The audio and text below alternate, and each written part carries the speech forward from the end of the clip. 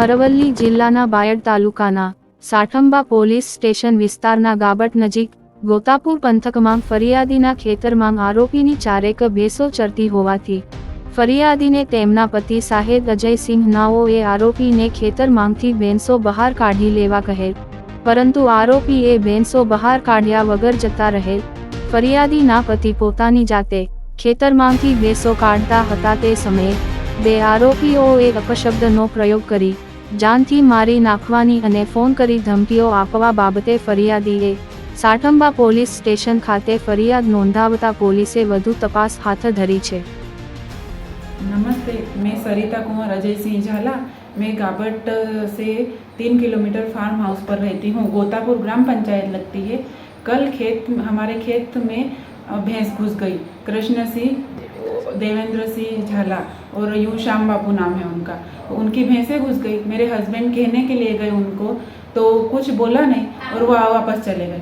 फिर मेरे हस्बैंड ने उनकी भैंसें निकाली और भैंसें बाहर निकाल के जब वो वापस आने लग गए तो वो बोले क्या कर लेगा, भैंसें आएगी तो क्या कर लेगा, ऐसे करके सीधी गाली गलौज ही करने लग गए। मैं मेरे हस्बैंड हम वापस घर पे लाए तो घर पे आके वो बंदूक लेके आया, उसकी वाइफ को लेके आए और जान से मारने की धमकी दी और बोले कि यहाँ पे तुम्हारा के रहना मुश्किल कर दूंगा और घर से बाहर तो बाहर निकलना मुश्किल कर दूंगा, ऐसे करके और हमको धमकी दी। फिर मैंने एसपी मैम को कॉल करा, उन्होंने पीआई सर को कॉल करा और फिर उन्होंने पीएसआई सर को कॉल करा। पीएसआई सर का कॉल आया मेरे पे और उन्होंने गाड़ी भेजी उनकी और मैंने जो भी घटना हुई वो सब उनको बताई। उन्होंने बोला कि आप आके एफआईआर करा दो।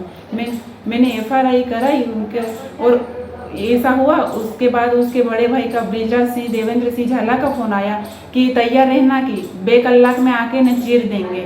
और हम जब एफआईआर करके आ रहे थे तो रास्ते में ये गाड़ी लेके और डंडा लेके खड़ा रहा कि निकलो कि यहाँ से रास्ता बदल लेना और कि यहाँ से अगर निकला तो कि जान से ही मार देंगे और ऐसी धमकी दी। फिर मैंने पीएसआई सर को कॉल करा। तो जब हम एफआईआर लिखाने गए तो उन्होंने बोला था कि कुछ भी हो तो आप फ़ोटो पाड़ लेना या फिर वीडियो बना लेना। तो वो डंडा लेके खड़ा बैठा है, उसका मेरे पास फ़ोटो भी है। और मैंने एसपी मैम को कॉल करा तो उन्होंने बोला कि आप थोड़ा पीछे हट जाओ, मैं गाड़ी भेजती हूँ। तो उन्होंने फिर पीएसआई सर को कॉल करा। पीएसआई सर ने रात को 9 बजे गाड़ी भेजी और हमको घर पे छोड़ने आए।